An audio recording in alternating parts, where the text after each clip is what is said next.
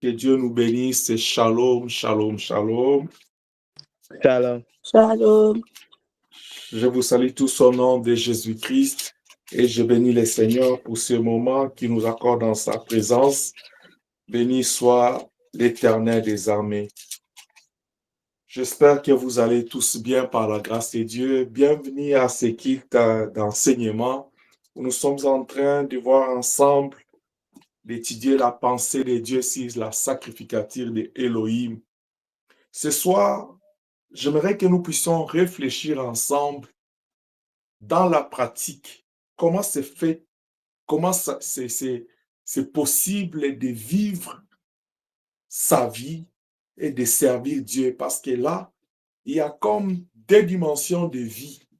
Comment est-ce que l'homme peut vivre? Parce que l'homme qui est appelé à servir Dieu, il a sa vie qu'il doit vivre. Il a aussi la vie de Dieu qu'il doit vivre. Il a aussi cet aspect de servir Dieu.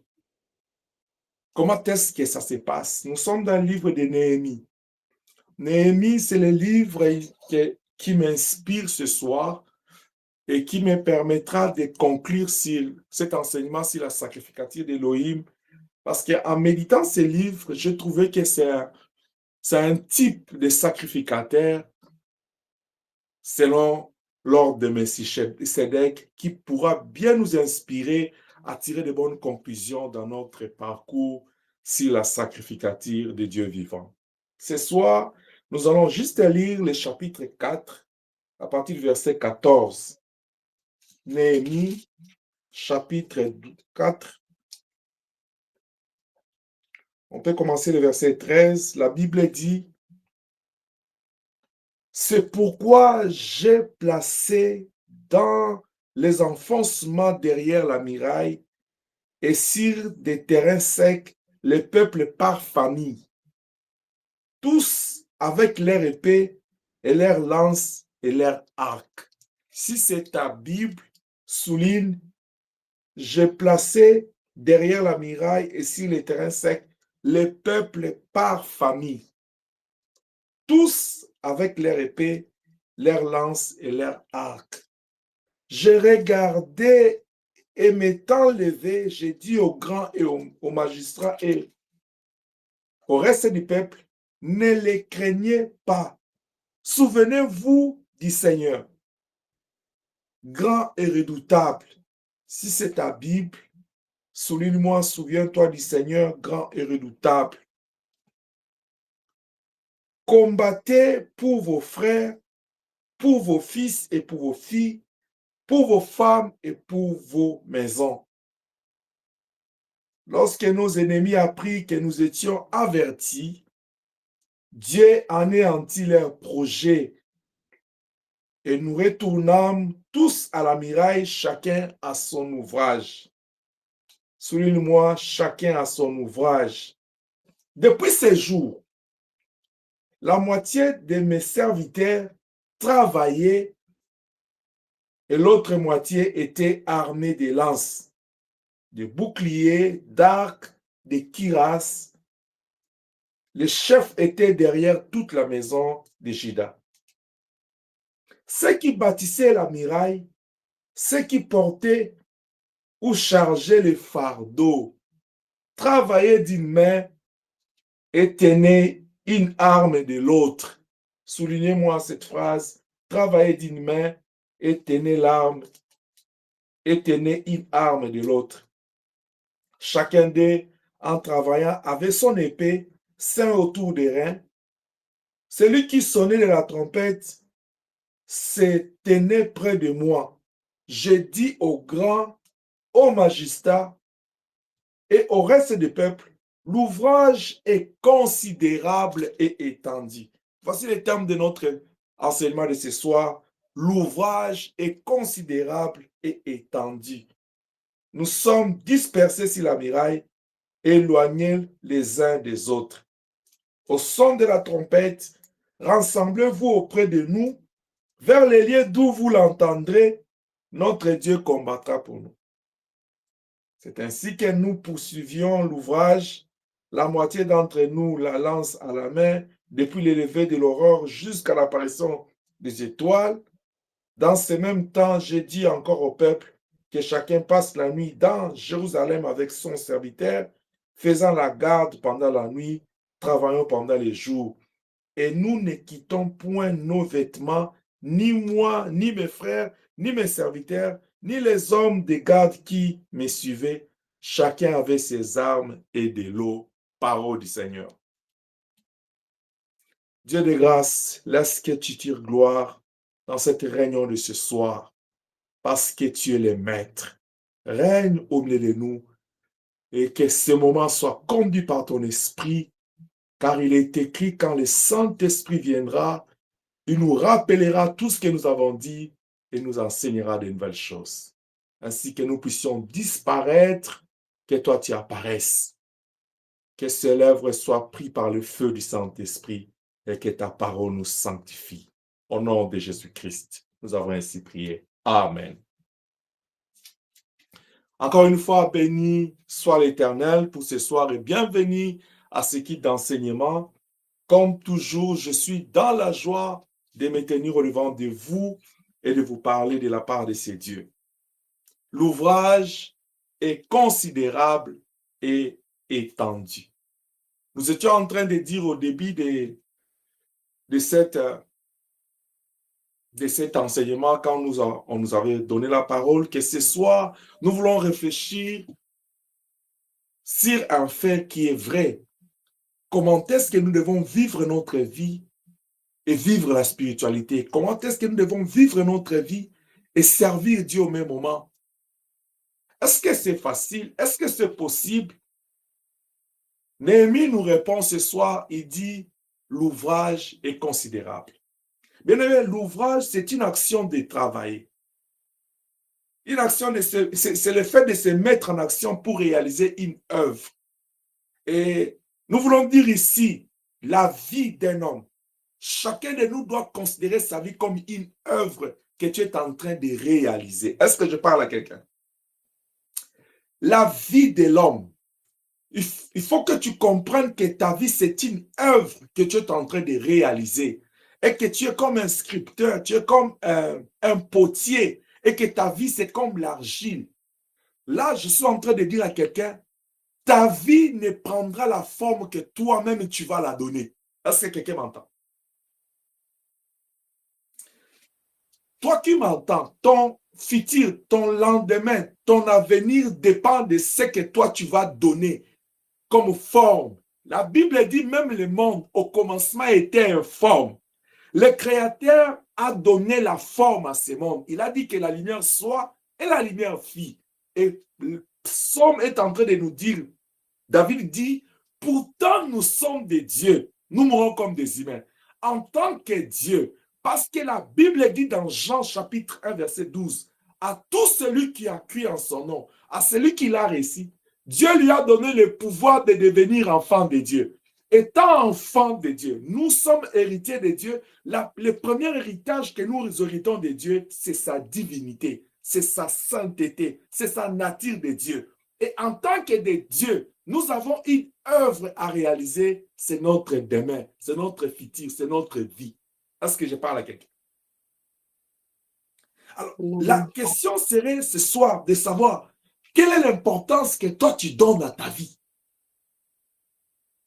J'aimerais dire à quelqu'un ce soir, la vie, c'est une aventure qui a des objectifs.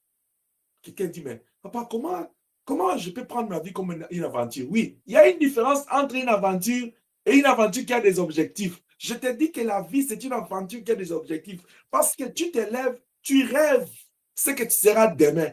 Mais si tu te donnes, tu te fixes des objectifs pour atteindre ton rêve, tu vas l'atteindre au nom de Jésus-Christ. Certainement, tu vas l'atteindre parce que tu n'es pas seul. La Bible dit, Christ en nous, espérance et la gloire. Alléluia. La vie que tu mènes, là, la vie que tu désires, si tu les rêves, si tu penses à ce que tu veux être demain, et que tu te fixes des objectifs, tu vas t'engager, tu vas te mettre à travailler dans le sens à atteindre ce que tu rêves. C'est ça une œuvre que tu veux accomplir. C'est pourquoi Néhémie, quand il a rêvé rebâtir la muraille de Jérusalem, reconstruire Jérusalem. Il a rêvé cela. C'est venu dans son esprit. Il veut donner ça. Il veut accomplir son rêve. Il veut réaliser sa pensée. Il fortifie ses frères. Il dit l'ouvrage est considérable et étendu. Quelle vision que tu as de ta vie? Afin que nous puissions aller répondre à la question de savoir comment faire pour vivre sa vie et la spiritualité, comment faire pour vivre sa vie et servir Dieu. Nous devons d'abord partir des petites choses. Quelle est la vision que tu as de ta vie? Quel est le rêve que tu as de ta vie? C'est quoi la considération que tu as de ta vie? La vie, c'est la première bénédiction. C'est la bénédiction la plus importante que Dieu nous donne chaque matin. C'est pourquoi dans Lamentation, il dit, il renouvelle sa grâce chaque matin. Le souffle de vie, c'est la richesse la plus importante que nous recevons de Dieu chaque matin.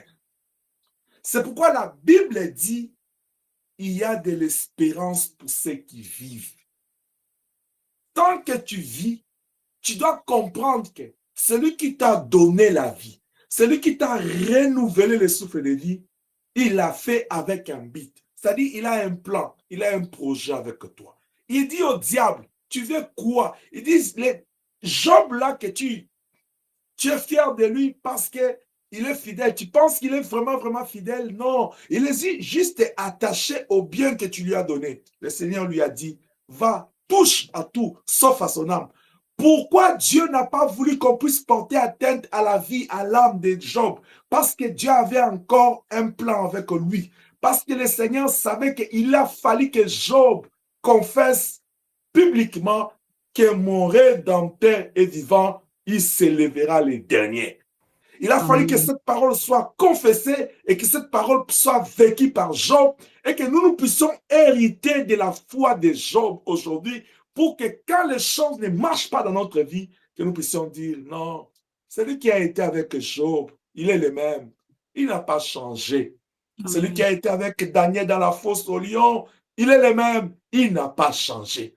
Il nous fait traverser le couloir de l'ombre de la mort. Il nous protège, il nous garde la vie, il nous donne la vie parce que la vie, c'est la bénédiction la plus importante, la plus meilleure que nous recevons de Dieu. Amen. Quand tu as la vie, sois heureux. Parce qu'un homme sans vie, un corps sans vie n'est rien. Même quand on est roi dans ce monde, on est dans la gloire d'être roi parce qu'on a la vie. Même quand on est président, on est honorable, on est autoritaire, on est riche. On est dans la joie d'être riche parce qu'on a la vie. Il suffit que les propriétaires du souffle de vie, l'éternel Elohim, puissent retirer le souffle de vie en toi. Ce corps sans vie n'aura plus de valeur. Même si on te construit quelque part une jolie tombe, on dit que non, ça c'est pour tel. Ça va rester dans la mémoire, mais ça ne va rien représenter parce que tu es dans la poussière. Tu retourneras à la poussière d'où tu as été tiré. La vie, Amen. tu dois la considérer. Tu dois aimer ta vie. Tu dois être jaloux de ta vie. Parce que celui qui te donne la vie, il est jaloux de ces cadeaux-là qu'il te donne. Dieu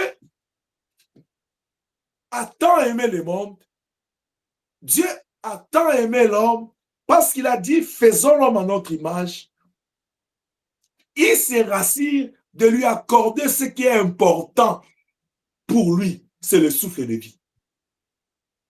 Pour que l'homme, quand il se lève le matin, qu'il puisse comprendre que la vie que j'ai aujourd'hui est considérable et étendue.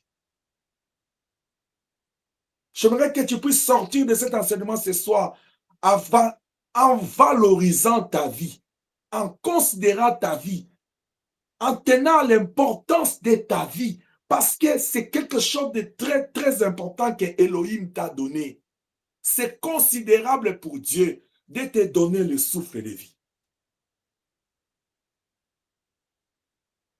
C'est pourquoi Néhémie nous interpelle aujourd'hui. Il dit, étant donné que l'ouvrage est grand et que c'est étendu, c'est-à-dire c'est important, c'est considérable, vous ne devez pas faire, il y a un comportement que vous devez adopter. Il y a un comportement que vous devez avoir pour réussir la construction. Pourquoi? Il dit parce que tout autour, il y a Sanbala et Tobija qui sont là. Ils savent que Dieu vous a donné une bénédiction qui est le souffle de vie. Le diable viendra vous gâcher la journée. Il viendra vous stresser pendant la journée. La Bible dit, votre adversaire, il rôde, 1 Pierre 5, pour cherchant qui dévorer. Dans Ephésiens, il dit, ne lui donnez pas accès. Dans Jean 10, il dit, il ne vient que pour détruire, égorger et voler. Dans Luc 10, il dit aux disciples, je voyais le diable descendre comme un éclair. C'est-à-dire, quand le diable, il nous voit réveiller le matin, il voit l'étoile de chacun en train de clignoter. Il sait que Dieu a fait grâce à tel, Dieu a fait grâce à tel. Il sait qui est mort. Le diable n'est pas content. Il sait que non, pour ceux qui sont en vie, il y a encore de l'espérance. Il n'est pas content. Tu te dis, mais pourquoi seulement moi? Aujourd'hui, je vis ça. Demain, je vis ça. Oui, ceux qui sont morts, ils n'ont plus à se plaindre parce que c'est un corps sans vie. Est-ce que je parle à quelqu'un? Amen. Le diable ne va pas aller les suivre dans les séjours des morts parce qu'il sait que non, dès qu'il n'y a pas de vie en eux, leur boussole s'arrête. Mais toi, il y a une continuité, il y a de l'espérance qui t'attend devant. Il sait que non, avec Dieu, tu feras des exploits et Dieu va l'écraser. Le diable, il sait. Amen. Il sait que tu es la fille aimée de Dieu, tu es l'enfant aimé de Dieu.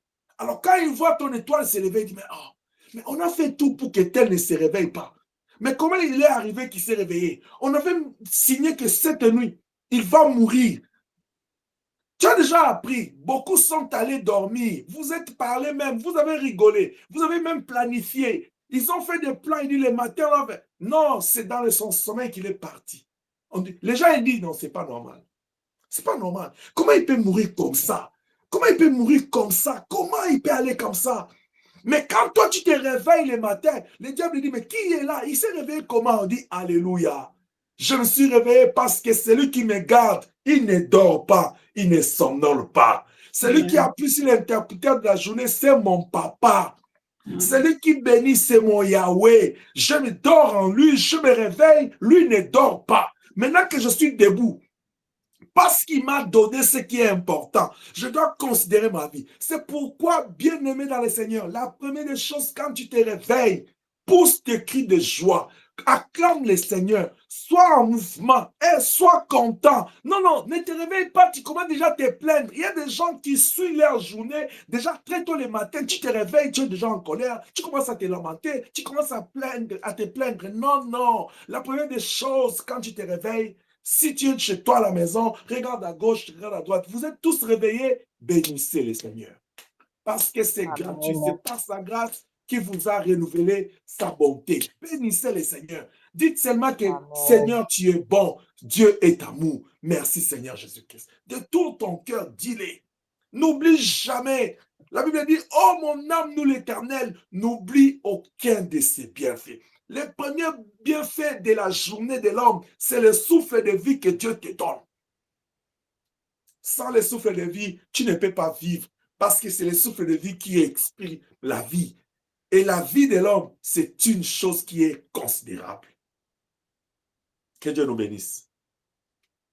C'est pourquoi Néhémie dit, tenant compte de l'importance de la vie, parce que nous sommes en train de bâtir, ils se sont retrouvés en captivité. Leur ville était en destruction complète.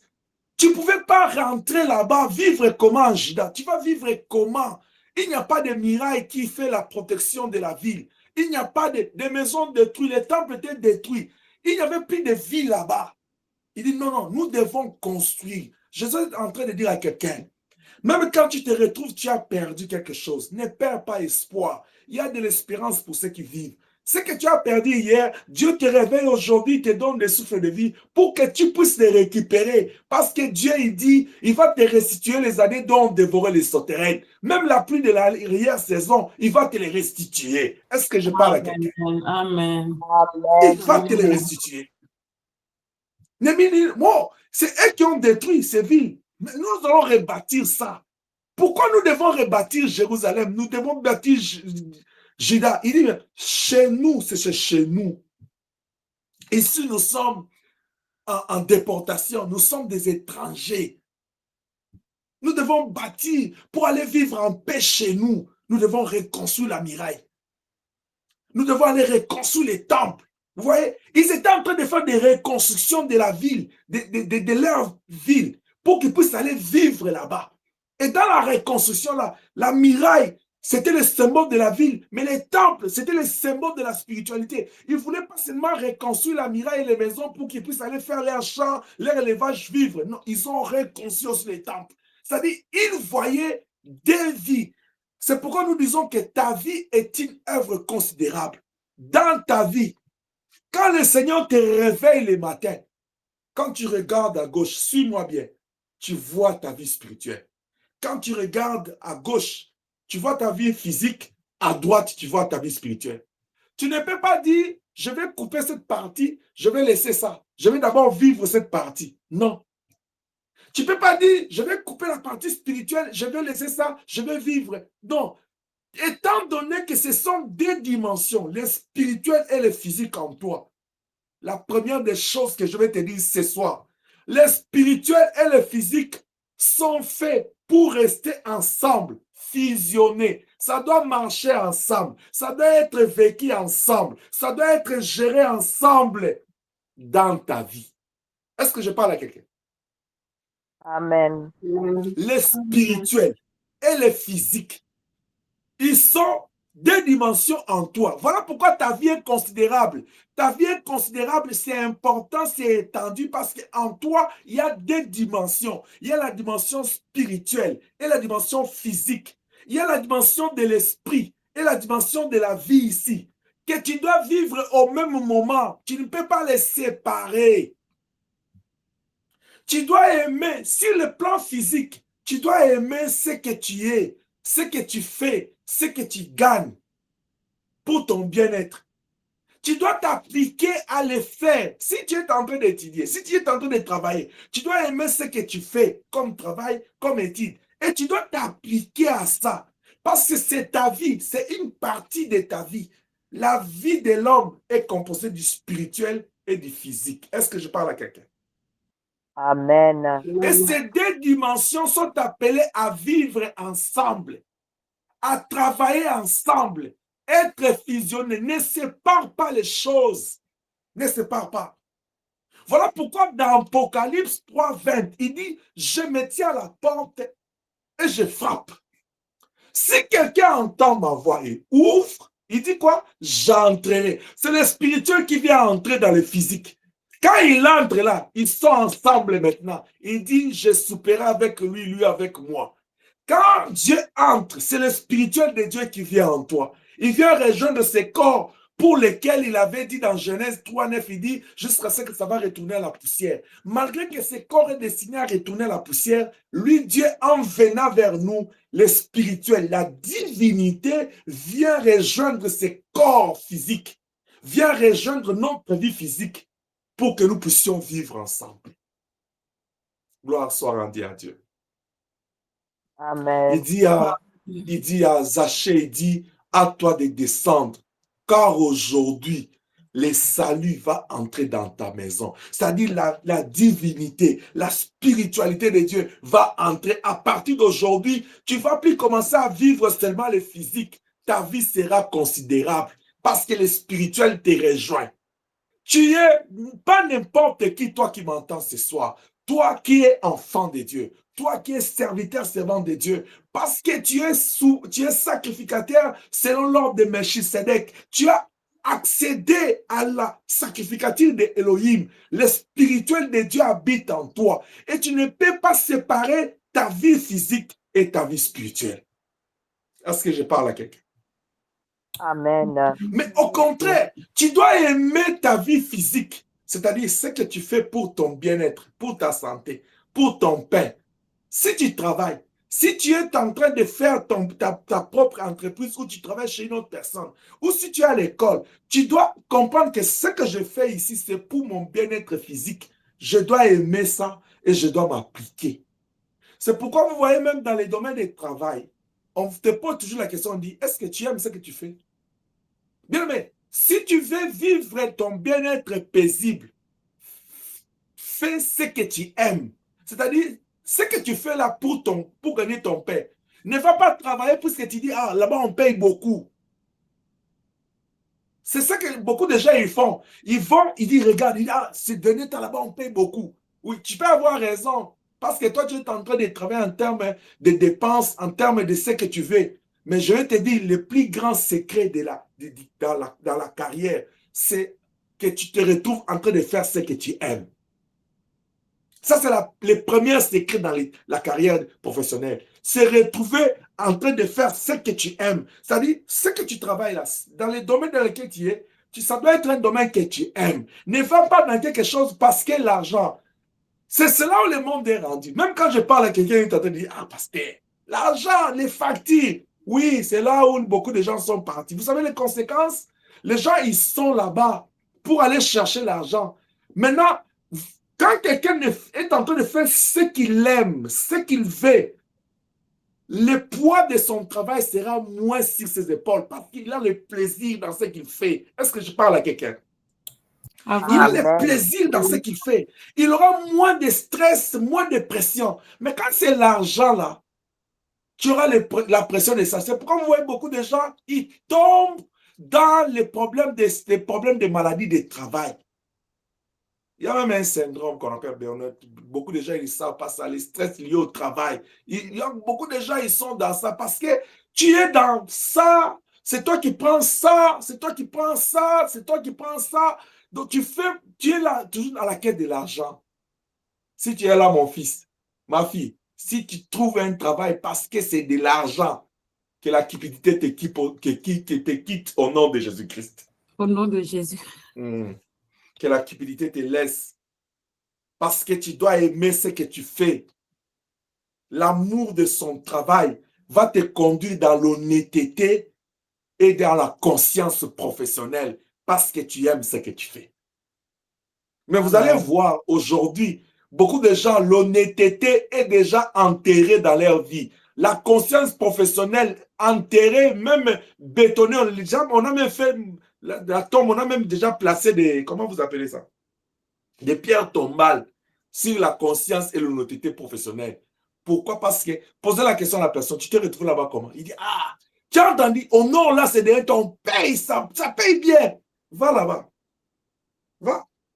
Comme ça, on va prier, on va faire les jeunes, on va commencer à chasser les esprits. On dit non, quand j'étais allé là-bas, après quand je me suis retrouvé, après quand je suis rentré. Les spirituels et les physiques doivent rester fusionnés, doivent être vécus ensemble, doivent marcher ensemble, doivent être gérés ensemble dans ta vie.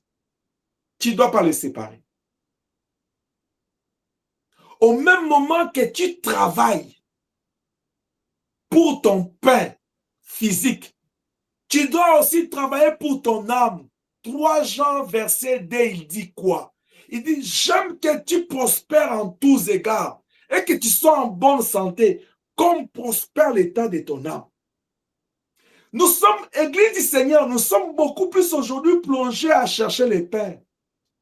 Nous sommes aujourd'hui dans le contexte des gens. Les gens qui ont mangé les pains et les poissons, là, ils sont retournés encore le matin. Le Seigneur les regarde comme ça et dit, vous me cherchez parce que vous avez mangé le pain hier. Ce n'est pas pour venir écouter la parole. Vous voyez? Ce n'est pas pour les spirituels qui l'ont cherché. Mais le Seigneur, alléluia, il est très bon. Il leur annonce les spirituels, les spirituels, les spirituels. Après, il dit aux disciples, faites-les asseoir, donnez-leur à manger. Les disciples disent, on n'a que 5 pains et 2 poissons. Il dit, ils ont déjà mangé les spirituels. Donnez-leur maintenant les physiques, parce qu'ils en ont aussi besoin. C'est comme qui dira, la Bible dit, la nature même ne vous enseigne-t-elle pas? ventre enflammé n'a point d'oreille. C'est-à-dire, à ce moment-là, il les a pris beaucoup de temps en train de lui prêcher la parole. Il dit, maintenant là, il faut qu'il mange. Au-delà de ça, il y avait un miracle qu'il était en train de faire pour la gloire de Dieu, pour montrer la grandeur de Dieu, que Dieu est capable de nourrir toute une foule avec 5 poissons. Mais sur le plan physique, il leur a donné à manger. Écoute-moi, quand il faut manger là, mange. Mais il ne faut pas aller faire les choses semblables. J'étais en train de dire. Tu vois, quand il faut manger, mange à ta faim. Amen. Mange à ton goût. Mais il ne faut pas aller rejoindre Galates quand il dit les excès de table et les choses semblables. Ne fais pas. Mais mange à ta faim. Tu vois, moi, je peux même aller te conseiller encore plus que ça. Tu vois l'argent là que tu cherches là. Mange ça bien correctement. Parce que quand tu sors le matin, j'étais en train de parler à ma fille, quand elle est rentrée du travail avec la tempête, j'ai dit, va dans la neige là. Donc, quand vous voyez la neige là qui a fait 40 à 50 cm ces derniers temps là, vous voyez la souffrance des gens. Il faut demander à ceux qui n'ont pas eu de congés, qui sont allés au travail le matin, qui ont pris les autobus. Il faut leur demander qu'est-ce qui s'est passé là. Pas, je ne parle pas de nous là qui sont restés à la maison. Nous qui avons eu la grâce de rester à la maison là. Je ne parle pas de nous. Je parle de ceux qui sont sortis. Il va te dire que non, ça sent mauvais dehors. Maintenant, tu vas aller souffrir pour avoir cet argent-là. Habille-toi bien. Au nom de Jésus, habille-toi bien. Au nom de Jésus, mange bien. Fais-toi plaisir. La Bible dit, réjouissez-vous dans le Seigneur. C'est-à-dire, prends ton plaisir à manger ton argent là correctement. C'est ton argent. À un moment donné, quand on te paye là, tu prends ça, tu ouvres ton compte, tu dis, c'est mon argent. C'est pour toi. Mais, quand la Bible dit, réjouis-toi de ta vie, jeune gens, il dit quoi la fait? Il dit, sache l'Éternel te demandera compte. C'est-à-dire, même quand tu te réjouis de cet argent-là, ne sois pas dans la distraction. Parce que quand toi, tu te réjouis là, pendant que toi, tu te réjouis, tu ne sais pas de l'autre côté chez les diables, qu'est-ce qu'il est en train de faire? Il rôde. Il est en train de chercher comment détruire ta vie. Même dans ta réjouissance, la Bible te dit, réjouis-toi dans le Seigneur. C'est-à-dire, reste connecté au spirituel. Parce que c'est le spirituel qui soutient le physique. Ne sépare pas. Mais vous allez voir, bien des gens, ils sont beaucoup plus dans le physique, dans la vie sociale, dans la vie charnelle, si je peux le dire, dans la vie de ce monde. Ils se donnent corps et âme pour aller travailler, pour aller étudier, pour aller chercher l'argent. Ils négligent le spirituel. Ma sœur, pourquoi tu n'étais pas à l'église? Dis non, quand je suis allé là, je suis rentré fatigué. Je suis mon frère. Pourquoi tu n'étais pas à l'église? Il a dit, pasteur, c'est un temps. Le travail me prend beaucoup de temps. Tu as le temps à donner au physique. Tu as le temps à t'appliquer au physique. Mais tu oublies que non, c'est le spirituel qui est important.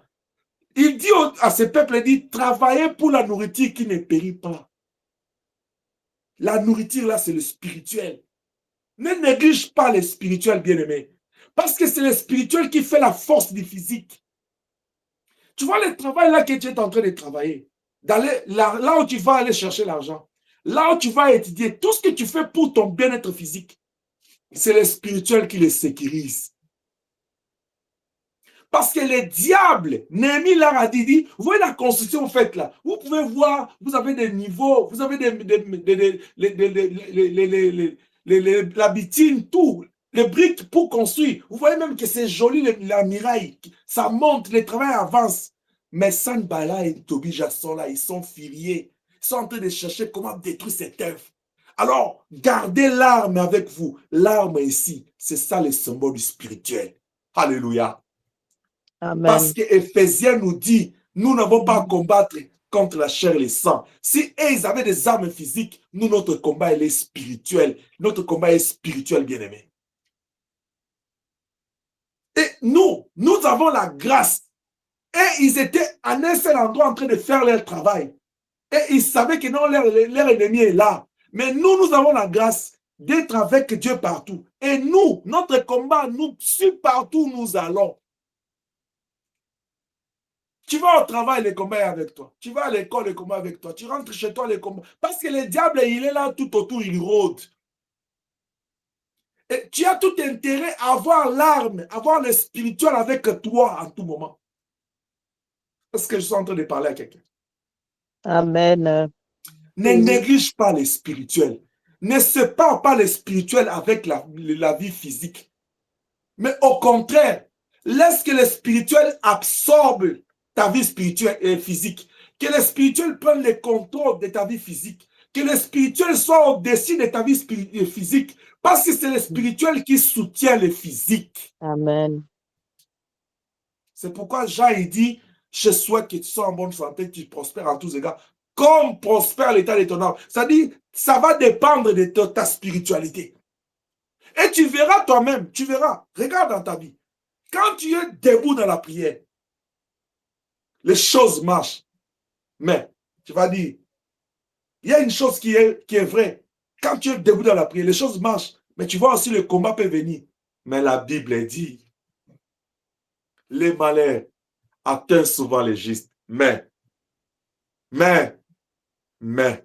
l'Éternel l'en délivre toujours. Dieu va te délivrer toujours parce que tu es à la brèche.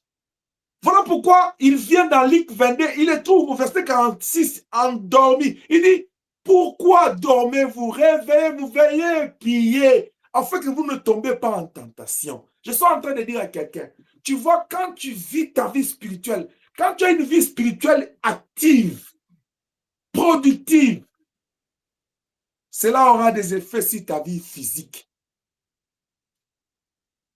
Ta vie physique dépend de ta vie spirituelle. La réussite dans ce monde, ou les princes de ce monde, nous détestent. Gloire au Seigneur. Il regarde les disciples et dit, comme le monde m'a haï, il va aussi vous haïr. Bien aimé, le Fils de Dieu, lui-même qui existait en forme de Dieu, en lui avait la plénitude. Le diable a commencé à combattre sa vie avant sa naissance, jusqu'à sa mort. Jusqu'à aujourd'hui, il combat sa vie parce qu'il combat son église. Et qu'est-ce que toi et moi nous représentons devant le diable si on enlève la grâce de Dieu? Oh, gloire au Seigneur. Séparer le spirituel du physique, c'est quitter sous la grâce. Parce que le spirituel, c'est la grâce de Dieu sur nous. Est-ce que je parle à quelqu'un? Amen. Parce que la Bible dit nous sommes sauvés par la grâce au moyen de la foi. C'est-à-dire, tout ce que nous bénéficions de Dieu, c'est la grâce. Le spirituel, c'est l'image de la grâce. Quand tu quittes sous la grâce, waouh! Il regarde Pierre, il dit, Pierre, le prince de ce monde te réclame pour te cribler. Te cribler comme le froment. Mais je prie pour toi, afin que le spirituel te cache, afin que la grâce te cache.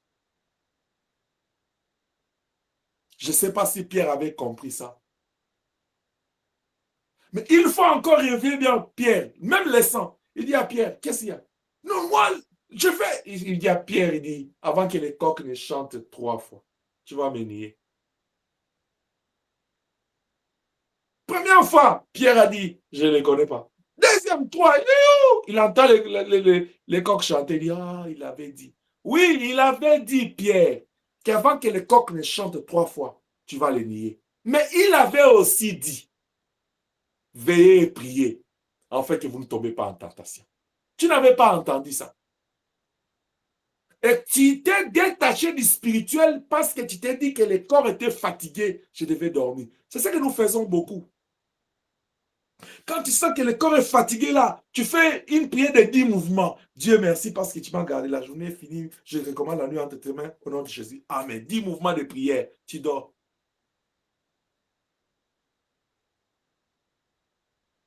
Une prière qui n'a pas de considération, sans concentration, sans foi, qui le fait parce que tu dois prier avant de dormir. Non, bien aimé, écoute-moi. Mieux vaut pour toi de faire une prière d'1 seconde. Je pèse mes mots, d'1 seconde, mais avec foi, avec considération de Dieu, avec confiance en ces dieux. que d'aller faire une prière de 30 minutes qui n'a pas de conséquences. Tu es là en train de remplir un rôle, tu dis, bon, c'est parce que je dois prier. Non, la prière, c'est un moment important de la vie, de la communion, de l'intimité avec le Seigneur. Tu dois les considérer, que Dieu nous aide. Amen. Non, non, ne Amen. vis pas ta vie, ne sépare pas. Il faut que tu travailles d'une main, de l'autre main, tu tiens l'arbre. Tu vas au travail, tu vas avec ta spiritualité. Ne sois pas frère ou sœur, serviteur, servante à l'église. Et à la maison, au travail, tu es autre. Non, non, c'est ça ta vie. Parce qu'il est écrit à tous ceux qui l'ont reçu, à tous ceux qui ont Christ en son nom, il leur a donné le pouvoir de devenir enfants de Dieu. Tu as déjà vu un prince, il quitte chez lui, il va dans un autre pays, il dit, je ne suis pas prince. Il doit avoir une raison. Dis seulement à un roi que non, quitte le trône là, tu n'es plus le roi. Tu sais pourquoi les autorités là, ils n'aiment plus quitter? C'est tellement bon le pouvoir. Quand quelqu'un s'assoit sur la chaise là, il sent que c'est tellement bon, il s'accroche.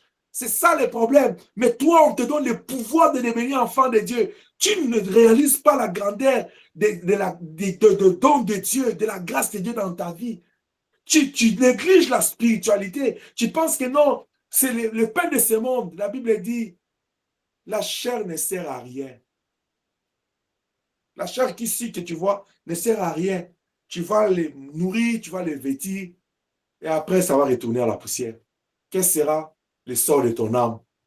Parce que quand Elohim, le Fils de l'homme, va revenir, il viendra pour prendre l'âme. Que Dieu nous aide. Amen. Que Dieu nous aide. Amen. C'est pourquoi je Amen. disais tantôt, la première des choses dans ces contextes de l'œuvre considérable, les spirituels et physiques doivent rester fusionnés, doivent être vécus ensemble. Tu ne peux pas les séparer. La deuxième chose que je voudrais te dire ce soir, au même moment que tu vis ta vie, tu dois servir aussi Elohim. Il dit, nous travaillons pour rebâtir notre muraille. Mais au même moment que nous travaillons pour rebâtir la muraille de notre ville, nous allons aussi travailler pour reconstruire les temples. Nous allons garder l'arme parce que nous devons combattre. Bien, mais tu vis ta vie au même moment, tu le vis en servant Dieu. Pourquoi? Car le Seigneur a levé le soleil, il t'a donné le souffle de vie. Il a renouvelé sa grâce sur toi. Tu dois juste être reconnaissant, n'est-ce pas? Oui. Tu dois juste être reconnaissant. Il a levé le soleil. La Bible dit, certes, il lève le soleil s'il est bon et s'il est méchant. Pendant que je parle ici, je parle à toi qui es bon, à toi qui es méchant. Le Seigneur ne lève pas son sommeil, le soleil sur toi pour que tu sois ingrat, pour que tu puisses te méfier de lui, pour que tu puisses te révolter contre lui. Soyons reconnaissants envers Dieu. Amen. Comment se fait-il que non, tu dors, tu oublies tout. Par sa grâce, il te donne le souffle de vie de nouveau. Mais tu te réveilles, tu oublies celui qui t'a donné ce souffle de vie. Tu vis ta vie comme si c'est par toi-même que tu t'es levé. C'est par toi-même que tu as le souffle de vie. Comment tu vis ça? C'est pourquoi le Seigneur avait raison dans notre texte de base de Luc chapitre 2, verset 52. Quand ses parents sont arrivés, il dit, pourquoi me cherchez-vous? Ne savez-vous pas que comme je me suis réveillé là ce matin-là, je suis venu au temple, je dois m'occuper des affaires de mon père aussi. Comme je l'ai dit, à gauche, tu fais ta vie, à droite, c'est la spiritualité. Maintenant, je te dis encore une deuxième chose. À gauche, tu fais ta vie, à droite, tu sers l'Éternel. Tu marches, tu mets un pas pour ta vie, le second pas, c'est pour le Seigneur. Tu vis les deux dimensions au même moment. Tu ne peux pas dire, je vais servir Dieu après. Laisse-moi alors, souvenez-vous de cet homme-là qui a dit, laisse-moi alors d'aller dire au revoir à ma famille. Laisse-moi alors d'abord faire ceci. Non, avec le Seigneur, tu l'acceptes. Tu vis ta vie au même moment tu le sers. Est-ce que je parle à quelqu'un? Amen. Servir le Seigneur, comme je l'ai toujours dit aux ouvriers, ce n'est pas le fait comme je suis là devant en train de prêcher, c'est seulement ça. Non, servir le Seigneur, c'est notre quotidien. Tu dois servir le Seigneur en tout moment. Tu ne dois pas t'éloigner de l'arme de servir Dieu. La seule chose que nous avons pour déstabiliser les diables, c'est le service du Seigneur. Nous devons nous mettre au service du Seigneur. C'est une arme pour déstabiliser les diables. Il a dit, allez, comme le Père m'a envoyé, moi aussi je vous envoie. Il nous a envoyés pour faire quoi? Il dit, allez faire de toutes les nations mes disciples. C'est-à-dire, le Seigneur, en d'autres termes, il nous envoie dans les camps du diable pour aller arracher les âmes qui sont là-bas. C'est un combat qu'il nous envoie au front, dans un combat. Il nous a donné quoi? Sa parole et son esprit. Nous devons aller là-bas combattre les diables. En servant Dieu, tu combats les diables. Est-ce que je parle à quelqu'un? Amen. C'est pourquoi la Bible te dit, toute langue qui se lèvera en justice contre toi, tu la condamneras. Toute arme forgée contre toi sera sans effet. À la fin, on dit, tel est l'héritage des serviteurs de l'Éternel. C'est-à-dire, quand tu sers Dieu, tu es en train de combattre les diables. Tu vois le combat que tu as là, le combat que tu as dans ta famille, le combat de ta famille. Tu veux déstabiliser les diables, sers l'Éternel. Dis à celui qui est à côté de toi là, choisis qui tu veux servir. Moi et ma maison, nous servirons l'Éternel. Quand Josué dit ça, il est en train de déstabiliser les diables. Il y a des combats qui ne peuvent tomber dans ta vie parce que tu sers l'Éternel. Si tu veux voir la gloire de Dieu, applique-toi à servir l'Éternel. Dieu va te combattre à ta place. Amen. Parce que comment tu veux que Dieu combatte à ta place? Il n'a rien, il a aucun intérêt sur toi. Il te donne le souffle de vie. Tu en fais ce que tu veux. Tu t'occupes de tes problèmes. Tu te soucies moins des choses de Dieu. Tu sépares ta vie. Tu vis ta vie pleinement. Tu oublies celui qui te donne le souffle de vie. Mais comment tu veux qu'il soit de ton côté?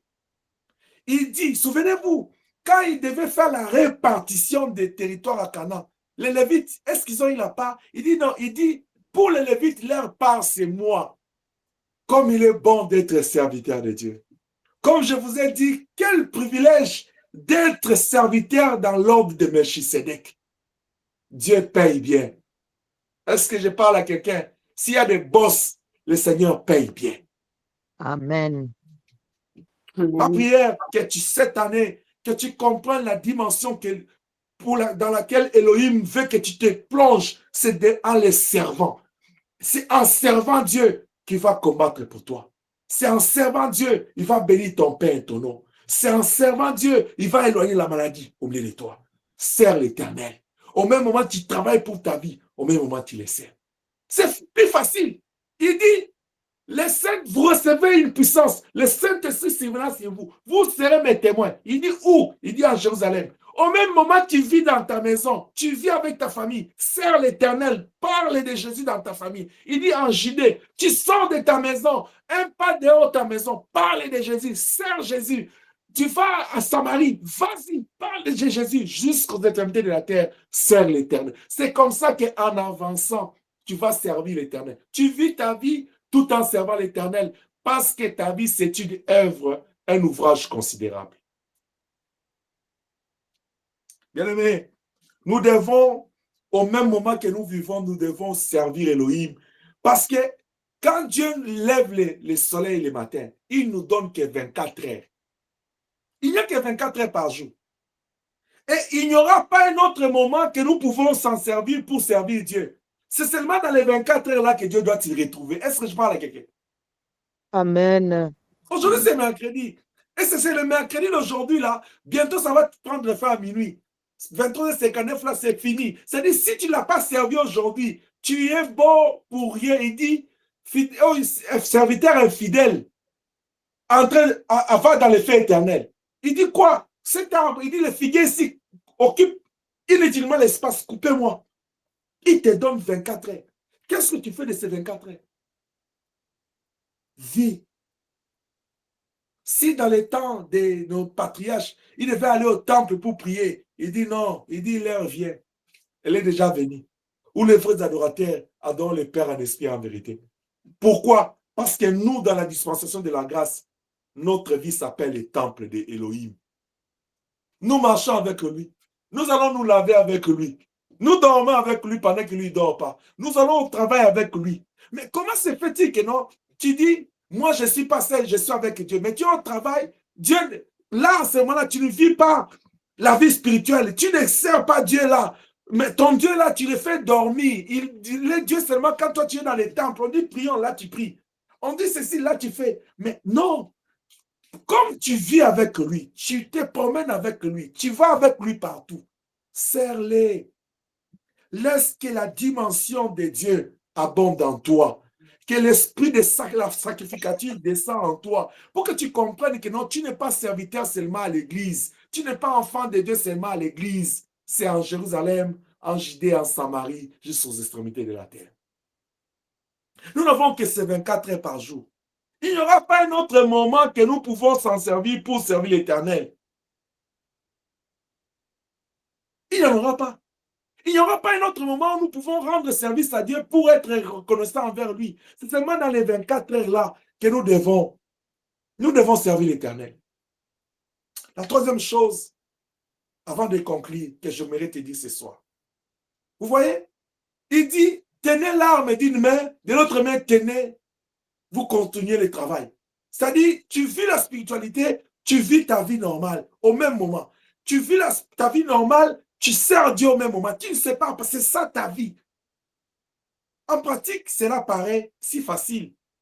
Comment quelqu'un qui est sur la muraille en train de construire, il doit travailler avec une main. Réfléchis avec moi. Ça commence à devenir intéressant. Quelqu'un qui est... Vous avez déjà vu des gens qui construisent, n'est-ce pas? Il est sur l'échafaudage là-bas. Et je m'imagine l'échafaudage de l'ancien temps. Je ne sais pas à quoi ça ressemblait. Mais regarde seulement quelqu'un qui est à l'auteur. On lui dit, ne prends pas les choses qu'on te donne avec des mains. Prends avec une main. Et l'autre main, là, garde l'arme avec toi. Les maçons, ils sont habitués. Je vois les maçons là, ils prennent la brique avec des mains. Ils posent, pan. Ils prennent l'unité de mesure là, avec les deux mains. Mais Néhémie dit à ses contemporains, dit, avec une seule main que vous devez faire votre travail. Ça paraît si facile, mais ce n'est pas facile. J'aimerais dire à quelqu'un que la vie n'est pas facile. Mon pasteur, il disait, il n'y a jamais eu de victoire sans combat. Il dit, il n'y a jamais de victoire sans combat. Parce que la vie, c'est un combat. Il faut combattre pour vaincre.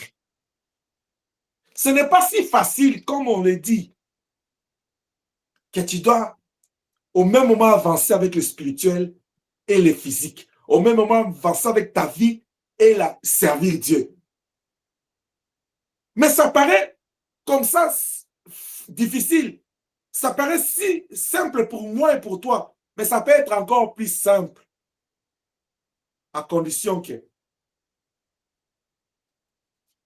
cela ne paraît pas si facile. Quelqu'un sur la muraille doit travailler d'une main et de l'autre main tenir l'arme. Mais l'on fait parce qu'on a compris l'importance de la vie. Ils ont compris l'importance de la vie chez eux. Ils devaient quitter la captivité, rentrer chez eux.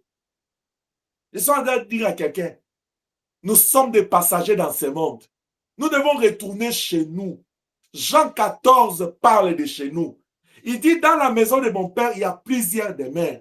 Je vais vous préparer des places parce que je veux que là où je suis, vous y soyez. Pourquoi vous devez être avec moi? Parce que vous êtes des héritiers de mon père et vous êtes mes co-héritiers. Votre place, c'est dans la maison de mon père. Je suis en train de dire à un enfant de Dieu, ta cité est céleste. C'est dans la Nouvelle Jérusalem que tu vivras dans la paix. Ici, dans ce monde, nous devons construire pour aller habiter en Jérusalem. Nous devons travailler pour ne pas manquer les rendez-vous du ciel.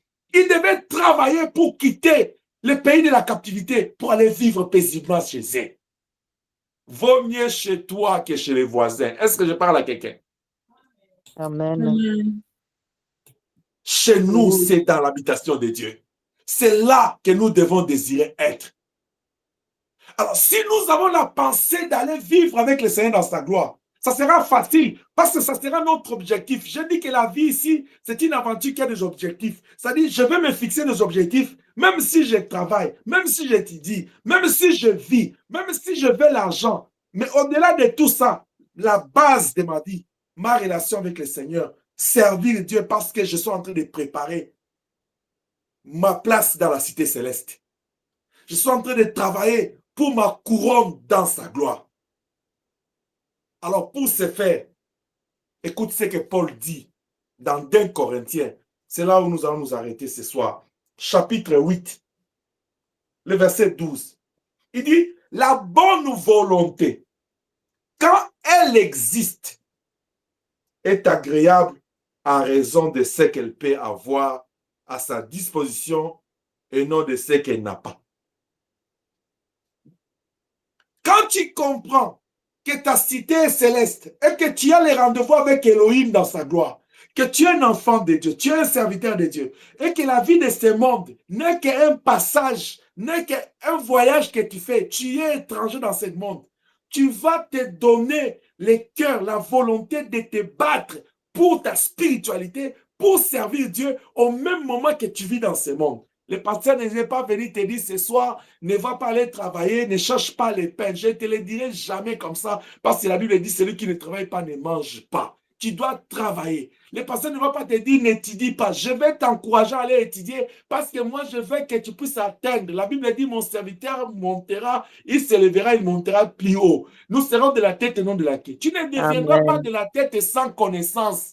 Il y a des principes dans ce monde. Si tu n'as pas la qualité de l'éducation, de la formation de ces postes, on ne te donne pas. Tu vas commencer à te dire, pourquoi ils sont des postes de direction, pas moi, mais va aller chercher cette formation-là qui va t'amener là-bas. Je t'encourage à te former et à t'informer pour être une personne, une femme, un homme bien fait pour briguer ces postes-là. Parce que nous ne sommes pas venus laisser les autres. Nous sommes venus pour vivre la gloire de Dieu.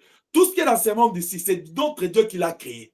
Mais malgré que ce n'est plus beau parce que c'est souillé par les princes de ce monde, nous espérons la gloire qui vient. Mais tant que nous sommes encore dans ce monde ici, nous devons vivre. Mais tout en gardant notre bande, en restant dans la volonté de Dieu.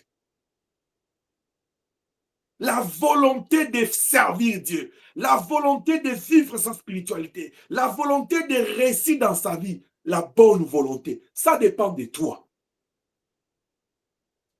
Je suis encore là avec mon échelle. Si une échelle de 1 à 5, à quel point tu es au point de la volonté de servir Dieu, la volonté de vivre ta spiritualité, la volonté de réussir ta vie dans ce monde? À quel point? Ce soir, Néhémie voulait nous dire, notre vie, c'est la chose que nous devons considérer. Et dans notre vie, il y a l'aspect spirituel, l'aspect physique. Et ces deux aspects doivent être toujours ensemble, comme la main gauche et la main droite doivent marcher ensemble, comme les pieds droits et les pieds gauches. Quand tu mets un pas, l'autre suit. Nous devons vivre comme ça, comme tu inspires et tu respires, tu expires. C'est ces deux mouvements-là. Nous devons vivre cela. Tu ne dois pas séparer le spirituel et le physique, mais laisse que le spirituel prenne le contrôle de ton physique. Laisse que l'envie de servir Dieu dépasse ton envie de chercher l'argent, parce que Dieu, il paye bien. Amen. Que ton âme soit nourrie par cette parole, que tu comprennes qu'il te donne juste 24 heures pour voir ta fidélité, pour voir ton attitude, pour voir comment est-ce que tu vas t'intéresser à son œuvre, comment est-ce que tu gères ton temps. Dieu, il te donne. Il te regarde comment est-ce que tu gères les 24 heures. Il voit, il y a de ces 20 heures, ils sont dans leurs histoires. Vous savez qu'il y a même des gens, ils ont un problème sérieux de sommeil juste à cause de l'argent. Si tu es dans cette église, que Dieu te délivre au nom de Jésus. Il oublie même que non, dormir c'est important. Je prends même la spiritualité, je mets un peu à côté, je vais le récupérer avant que je termine. Il y a des gens juste à cause de l'argent là. Il a même des problèmes de santé. Mais non, non, non. Même quand il peut prendre congé pour se reposer là, lui le congé, le travail là, non, non, il dit, on va payer. L'amour de l'argent est les racines de tous les maux bien-aimés. Il dit, si quelqu'un aime son père, sa mère, l'amour de Dieu n'est pas en lui. Si tu vas déjà aimer l'argent, le monde plus que Dieu, mais l'amour de Dieu est où? Où est-ce que tu as placé l'amour de Dieu? Cet après-midi, ce soir, je suis venu dire à l'église du Seigneur, Elohim veut que nous puissions nous lever comme des constructeurs de la muraille, pour qu'avec une main gauche, nous puissions tenir l'arbre. Avec la main droite, nous puissions travailler. Travaille et vis la spiritualité. Amène la spiritualité partout où tu vas. Travaille, sers Dieu. Amène les services d'Elohim partout où tu vas. Et que tu sois serviteur de Dieu partout. Que tu amènes les trônes de Dieu partout. Que tu sois la lettre que le Seigneur amène partout. N'étouffe pas la grâce de Dieu en toi. N'étouffe pas Jésus en toi, mais laisse que Jésus soit glorieux dans ta vie. Que le Dieu de paix vous bénisse partout où vous êtes, au nom de Jésus-Christ. Amen. Amen.